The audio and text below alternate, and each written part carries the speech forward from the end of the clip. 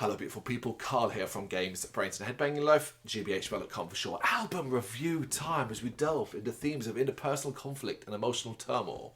Well, we don't. Caliban do. It's their new album, Back from Hell, which seeks to articulate the journey of healing, coping and rising from personal struggles. The defining force in metalcore that is this band. They will release this brand new album on April 25th, 2025 via Century Media Records. Now, look, I gotta tell you, having listened to this and spoken to the band, a lot of work has gone into this release, a lot of time, energy and effort, all to deliver the best Caliban record possible and show listeners who they are in 2025 and what that actually means. This is an evolved version of the band, but it's also one who has been willing to look to the past to find creativity. One listen to this album and it is abundantly clear that Caliban have taken the best parts of their earlier styles, combined it with an even more unrelenting level of heaviness and found new and fascinating ways to be anthemic.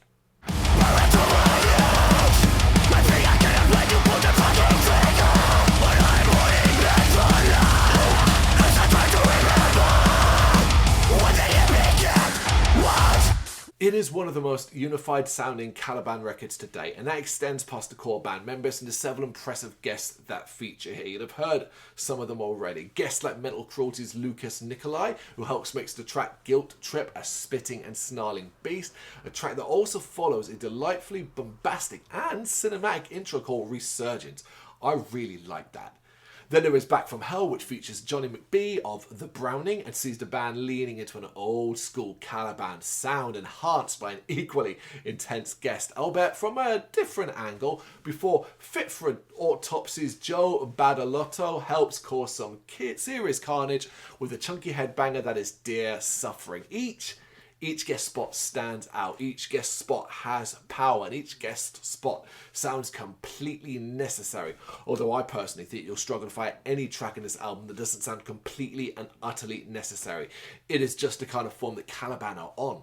Form that brings us explosive hits like I Was a Happy Kid Once, which is one of the album's sharpest listens from both an instrumental and vocal point of view. New vocalist and bassist Ian Duncan is fitting in nicely with his clean singing and balances out Andreas Adorno's harsh vocals as well. Form that brings us the likes of Insomnia, a track with a darker and more emotional edge, a strong reminder of Caliban's melodic ways, even if it is still inherently powerful. And form that sees Alte Cieli have experimental touches crossed with a lovable amount of core brutality. It's the halfway point of the record and the neck will be feeling the punishment already. There's simply no time to relax though. Overdrive comes along with steaming and absolutely steaming with aggression. And even though it has got a fairly anthemic chorus, it is the thump and smash of that drum and riff combo that stands out here. This, alongside the following Infection, is one of the best segments of the album in my opinion. Caliban pushing some limits, proving to have more imagination while still being wholeheartedly focused on their heavy freaking goal. Beyond the no false illusions, this album is savage. Layered or not, it is savage. It just so happens it has so many layers to this savagery. It is what makes it so compelling though, and certainly what makes it feel just as important at the end as it did at the start. There's no getting bored of this record. It flows wonderfully, and by the end you'll still be addicted to it because we get stompy headbanging gold with Glass Cage, potent melody with the dramatic solace in Suffer, and so much intensity in the Energized Till Death Do Us Part. The latter part of the album is so good, and to cap it all off, it wraps up with an absolute blast of sweaty mania called Echoes. I'd sit down listening to this and sweating.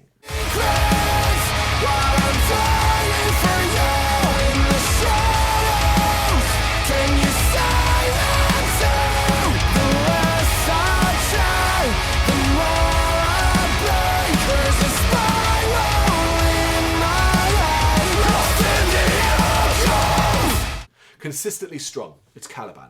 They're always impressed in one way or another. But when they are this locked in, it is particularly special, which is a summation of this album. A modern slice of brilliant metalcore from a band that defines the genre. This is a massive return to form. I really like the last couple of albums, particularly the previous one. I enjoyed it too, but this is different. This is them unified, this is them focused, and this is them really taking their time and making sure every song is the best it could possibly be. I can't even imagine if there was anything that was kind of left out in this album. If there was anything that was dropped off because it wasn't good enough, that seems insane to me. It seems like they were so locked in that they probably just produced the most amazing of content. Well, they said as much. If you go watch the interview I did with them, you'll find out a lot of details about this album. So do check that out on the channel. But it's all about this album, and I love it. It's one of my favourite Caliban records and one of my favourite metalcore records of the year. Back from Hell, out April 25th via Century Media Records. Got any thoughts on this? You want to share with me? You know what to do. Let me know in the comments.